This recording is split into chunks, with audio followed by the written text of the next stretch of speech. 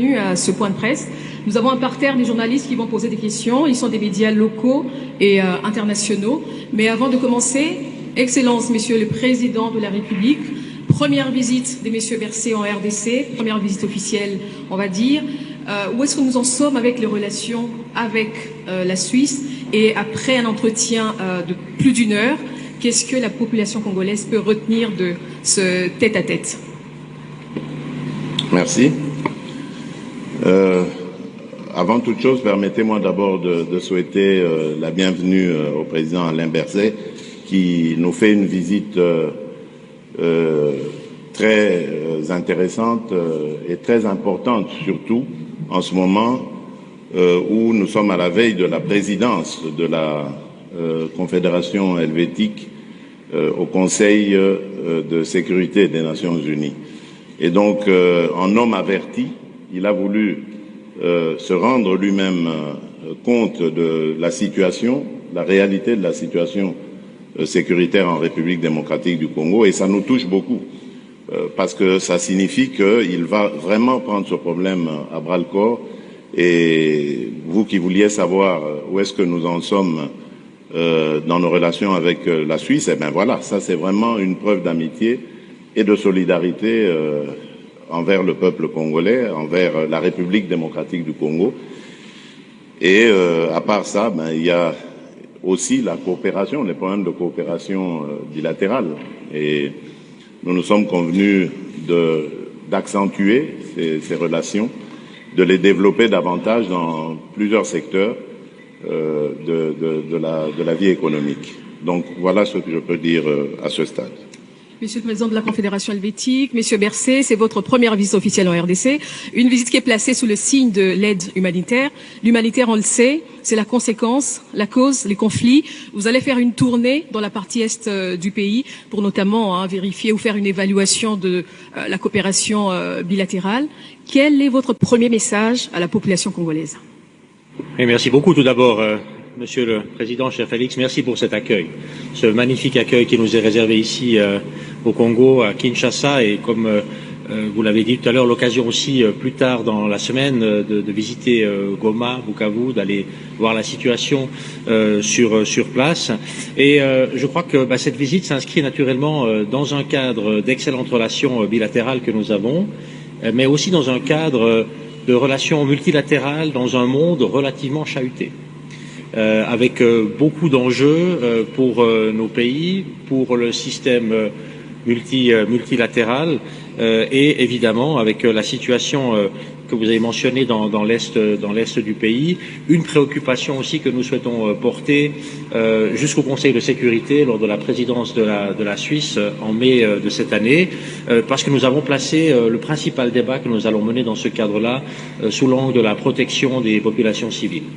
Et le premier message peut-être pour la population, c'est de dire, eh bien, le pays n'est pas seul, la population ne doit pas être laissée de côté, et nous souhaitons vraiment porter l'attention sur celles et ceux qui sont parmi les premières victimes de situations d'insécurité, de déplacement, qui sont les populations civiles. C'est ça que nous souhaitons faire en sorte de porter ce débat jusqu'au Conseil de sécurité, naturellement dans le cadre aussi de toute la discussion qui va avoir lieu sur la présence de la MONUSCO et de l'ONU. Nous connaissons évidemment le débat qui a lieu ici dans le pays, nous connaissons aussi le débat qui existe sur le plan international, et la Suisse, comme membre du Conseil de sécurité, aura aussi un mot à dire dans ce cadre. Donc cette visite dans l'Est est pour moi un moment très important, après la visite ici bien sûr à Kinshasa, et c'est un très grand plaisir d'être de retour. C'est la première fois que je suis là en fonction comme président de la Confédération suisse. Je crois que c'est que la deuxième fois qu'un président ou une présidente de la Confédération visite le pays depuis l'indépendance. Donc c'est pas si courant. La dernière fois c'était il y a une quinzaine d'années, mais j'étais déjà venu auparavant. Je vous l'ai dit, Monsieur le Président, j'étais venu auparavant en 2004 une première fois, alors qu'on était en plein dans le processus de Sun City comme parlementaire, et j'étais revenu également en 2011 dans le cadre d'une organisation commune qui nous tient très à cœur, qui est l'organisation de la francophonie. Dans ce cadre-là, j'avais eu l'occasion déjà de venir aussi une fois ici à Kinshasa. Alors, bienvenue à nouveau en RDC. Nous allons prendre les questions. Nous commençons par Monsieur Kiamanda Wakamanda de RFI. Monsieur le Président, Je voudrais m'adresser personnellement au président de la Confédération helvétique qui arrive en République démocratique du Congo pour une assistance humanitaire, si j'ai bien compris. Et j'aimerais savoir si la Confédération helvétique qui va accéder à la présidence du Conseil de sécurité, comme le président Félix Tshisekedi l'a dit, j'aimerais savoir si c'est un signal ou c'est une façon d'annoncer les couleurs de sa gestion, de ce que sera sa gestion du Conseil de sécurité. Merci. Il y a les deux éléments. Vous l'avez mentionné. Il y a évidemment d'abord la question de la relation bilatérale entre la Suisse et la République démocratique du Congo. Nous avons une présence, la Suisse a une présence dans votre pays depuis longtemps. On met ici en œuvre de manière conjointe les instruments de la coopération au développement, mais aussi les instruments de l'aide humanitaire, de la politique de la paix, avec la contribution que nous espérons, que nous souhaitons la plus forte possible, pour être aux côtés de la République du Congo pour améliorer dans le fond la situation. C'est très complexe, mais dans ce cas, ce que je peux vous dire, c'est qu'en 2022, donc l'année passée, ce sont environ 25 millions de dollars que la Suisse a investi pour l'aide humanitaire, aussi pour la promotion de l'accès à la santé, pour la sécurité alimentaire, les questions de gouvernance et d'emploi, et on l'a fait notamment dans les provinces Nord Kivu, Sud Kivu et Ituri. Et ça, c'est vraiment la relation bilatérale et les travaux que nous avons là ensemble. L'autre élément, c'est le Conseil de sécurité. Pour la Suisse, ça a été un pas important de devenir membre des Nations Unies. Nous ne sommes pas un membre depuis très longtemps. Ça fait une vingtaine d'années maintenant. Et c'est la première fois que la Suisse va participer au Conseil de sécurité, ou participe depuis le début du mois de janvier, mais vraiment avec cette approche que l'on connaît, je crois, de la Suisse. L'engagement pour la paix, pour les processus de paix, pour la médiation, pour le dialogue. Vous connaissez également Genève, ce que nous appelons la Genève internationale, qui est le deuxième siège de l'ONU après New York, qui pour nous est d'une très très grande importance, un endroit où peuvent se passer beaucoup de contacts, d'échanges, pour tenter de trouver des solutions pacifiques aux problèmes et aux conflits. Et dans ce cadre-là, évidemment, c'est aussi cet ADN politique, c'est aussi cet ADN de la Suisse que l'on porte au Conseil de sécurité. C'est la raison pour laquelle un des grands thèmes de cette présidence du Conseil de sécurité, c'est la protection des populations civiles. Où est-ce que les populations civiles ont besoin le plus de protection et de soutien? C'est là où il y a de l'insécurité, c'est là où il y a des conflits, c'est là où il y a des personnes qui doivent ou sont contraintes de se déplacer. Et c'est sous cet angle-là que, oui, vous avez dit, est-ce qu'on montre la couleur avec ça? Oui, on montre la couleur. C'est ce pourquoi nous souhaitons nous engager. Et il n'y a rien de mieux pour le faire que d'avoir eu des contacts sur le terrain, des échanges, de pouvoir voir les situations pour pouvoir en parler en connaissance de cause. C'est la raison aussi, naturellement, de tout ce déplacement dans l'est du pays dès demain.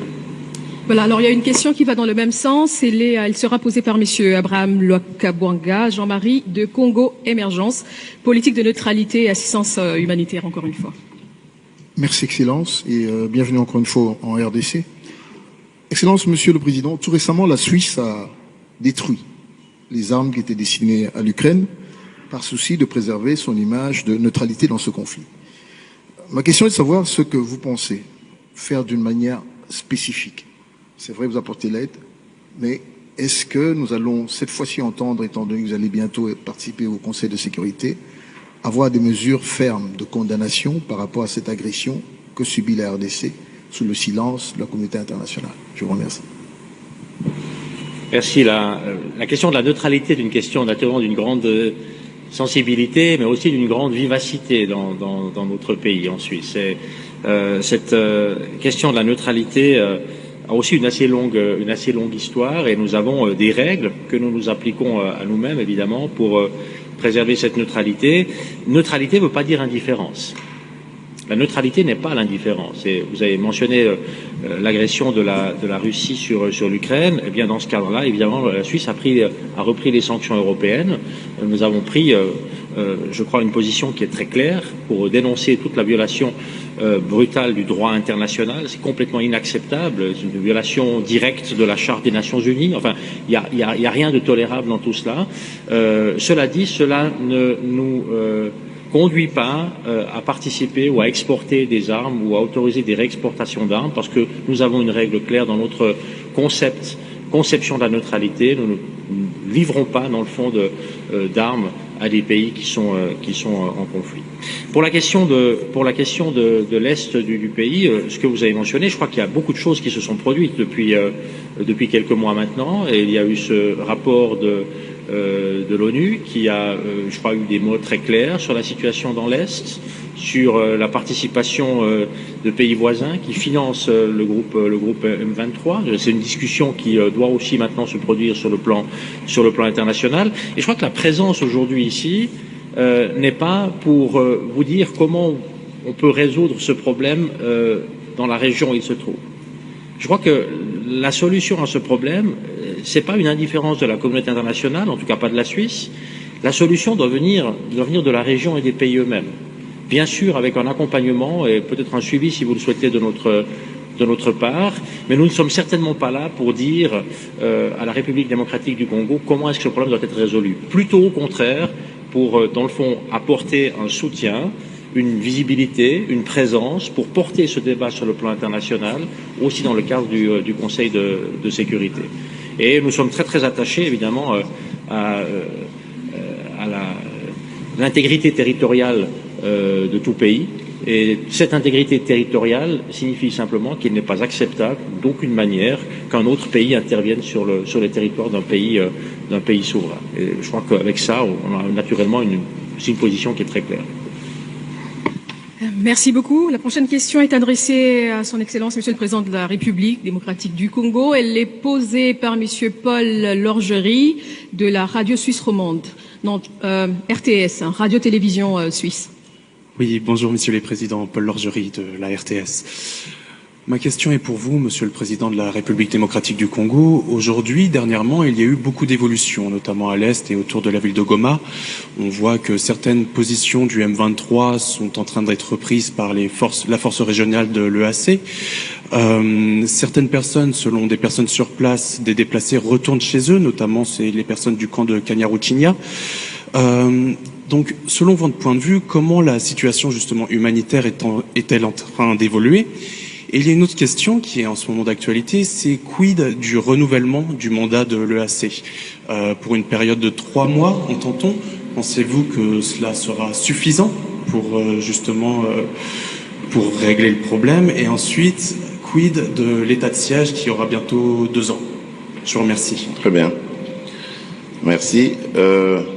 Pour commencer, les déplacés de guerre, la situation des déplacés de guerre reste toujours précaire.